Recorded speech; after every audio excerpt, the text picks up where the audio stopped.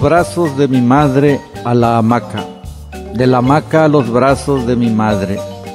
Hamaca que de niño me arrullaste, hamaca tú eres ismeña y no sé cómo llegaste. Hamaca eres de mi familia y con nosotros te quedaste. Descansar en una hamaca después de una gran faena, o si vienes de visita para platicar tus penas, descansas en una hamaca mientras preparan la cena. Así somos en el istmo gente noble y gente sana. Hamaca que arrulló a mis padres y arrulló a mis abuelos. Hamaca que en la enramada se alcanzaba a ver el cielo.